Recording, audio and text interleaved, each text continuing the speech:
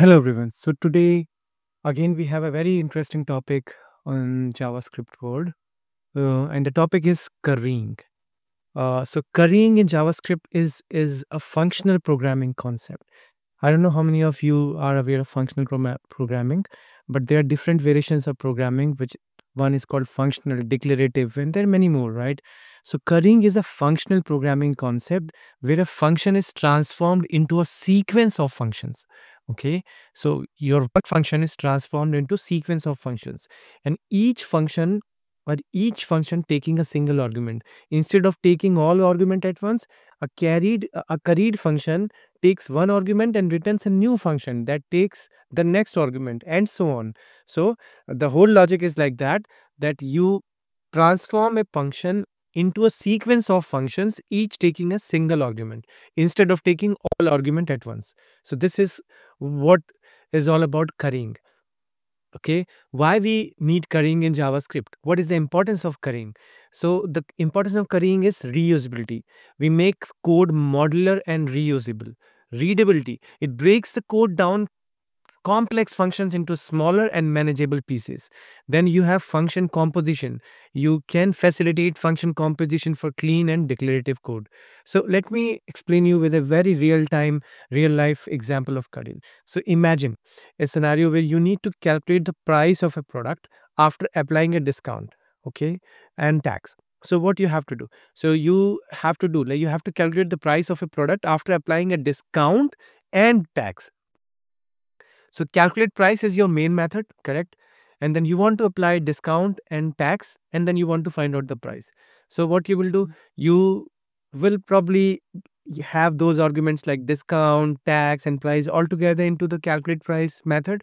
And all these three arguments, then you will do something called price minus then price multiplied by discount plus price multiplied by tax. And that is a simple maths for a non-curried version of your calculate price method, where you want to calculate the price after applying a discount and a tax.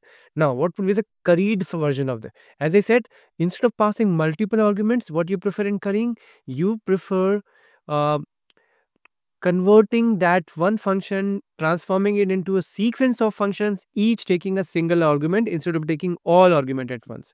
Okay, for better readability, for reusability, and function composition.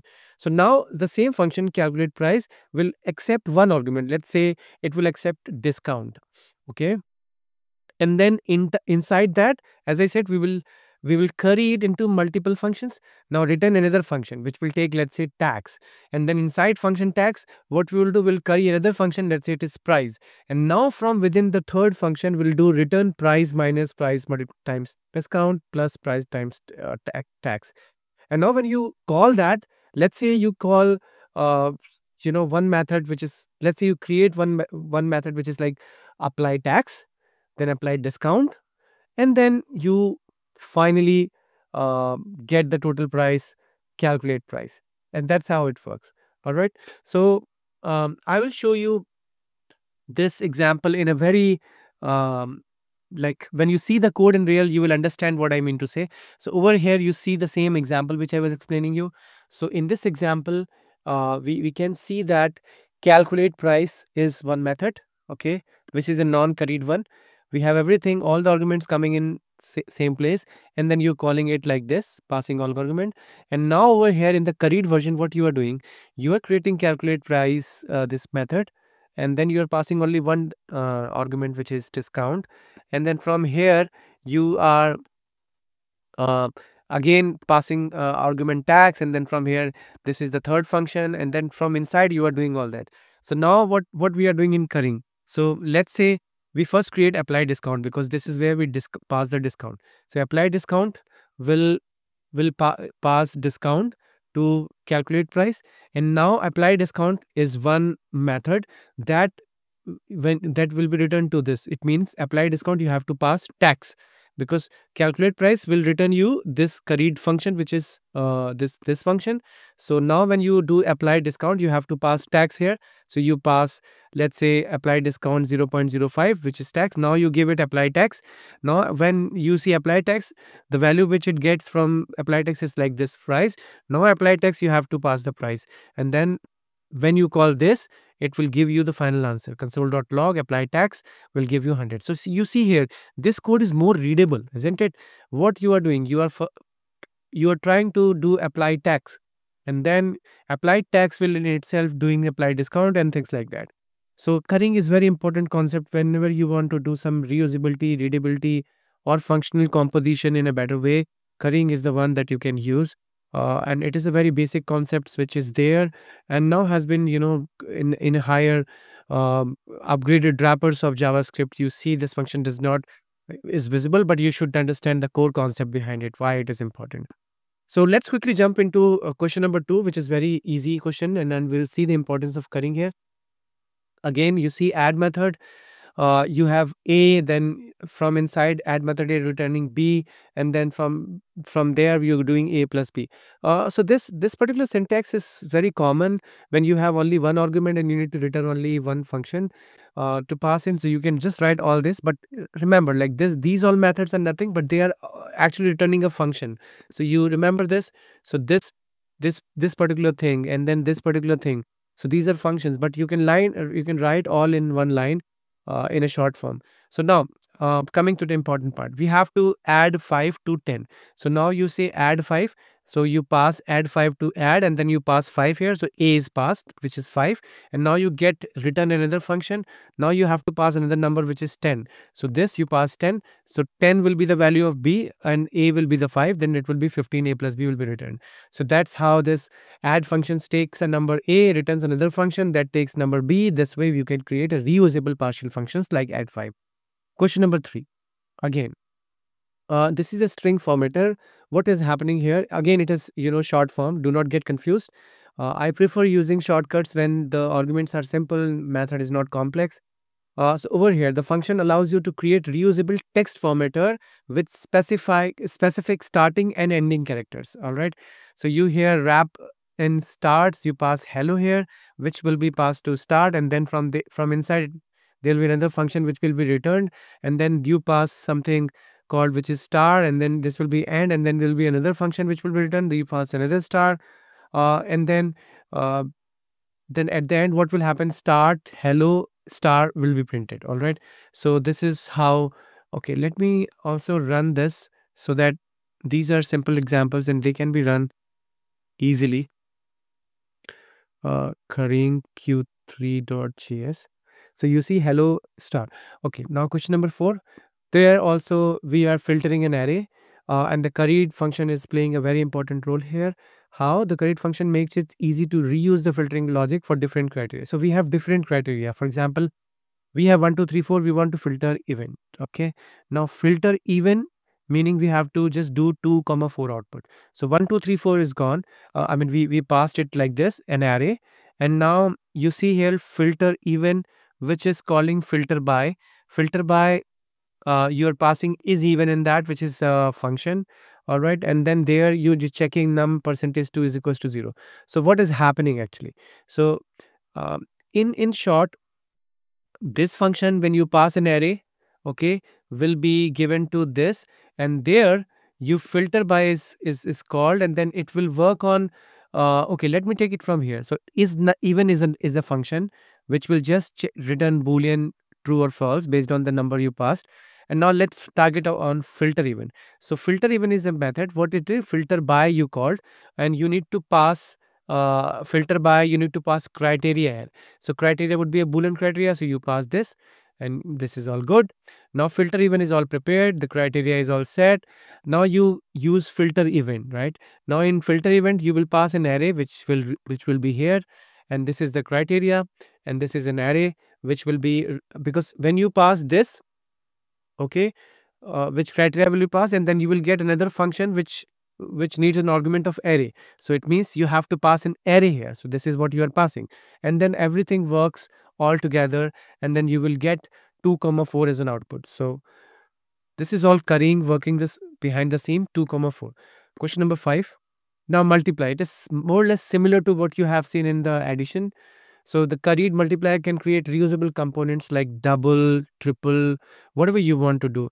So for example, multiply by 2. So let me start from here, line number 3. Double, okay. Now you say multiply 2, it means you pass value of A as 2. Now when you pass a as 2, you get another function returned, and there you're expecting a b. So it means whenever you call this double, you need to pass the value of b from double, which is 5, and then 5 multiplied by 5 multiplied by 2. So a will be 2 and b will be 5. So 5 multiplied by 2 is 10. So this is how it works.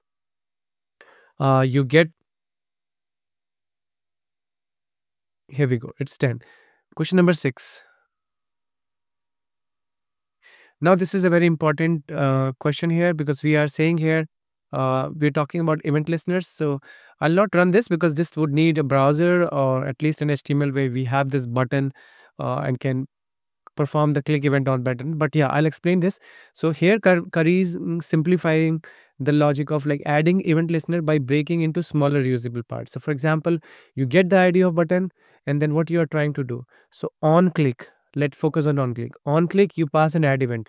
Add event, you pass the event name as click. So click is gone, is here. Now you return a function which is expecting another argument, okay, that you need to pass.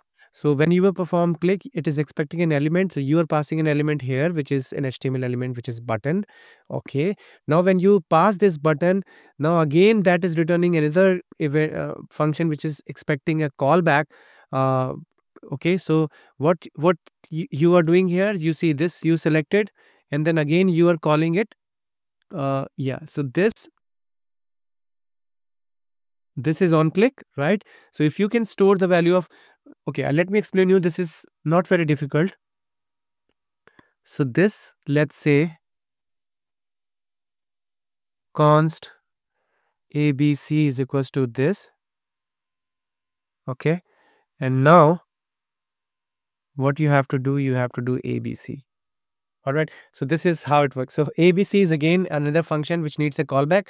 Now you're passing this abc here, and try to run this, and then button click will be executed. So there you are trying to break this event listener logic into smaller reusable part.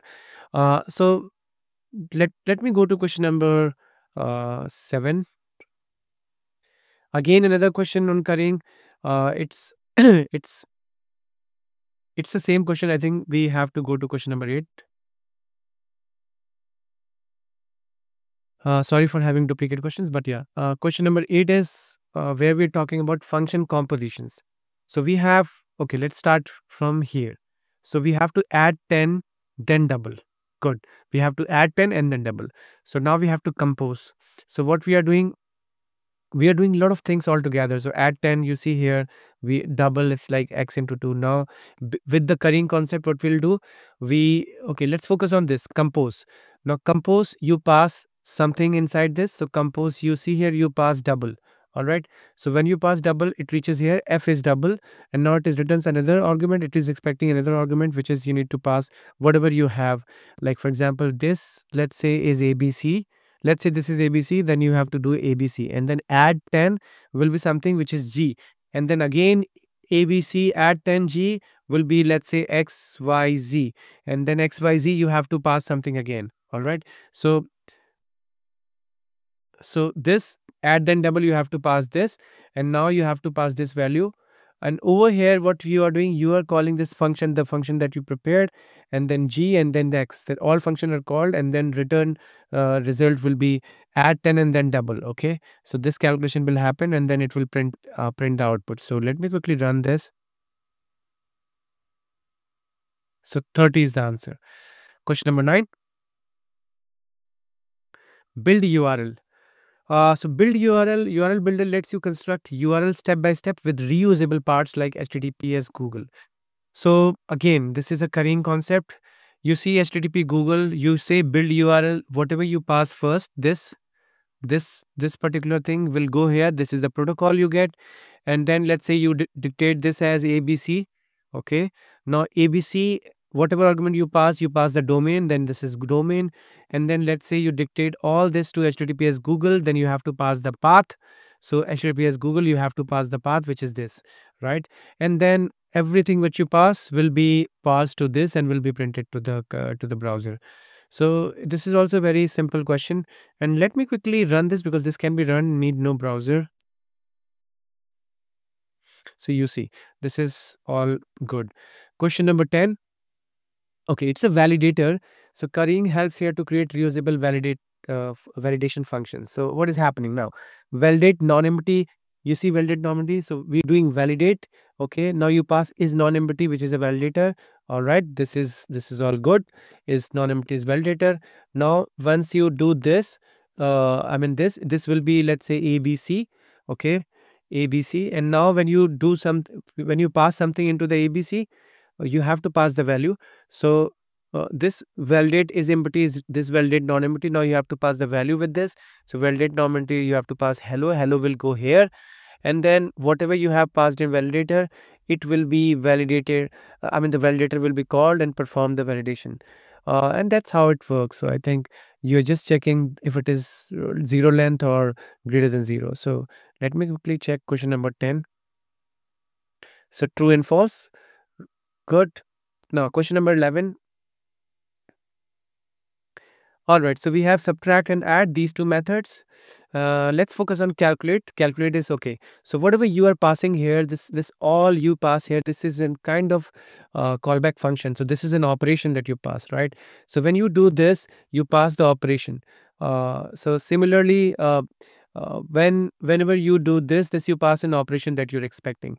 Now this in itself is returning you, something. For example, it is returning you this function like argument 1.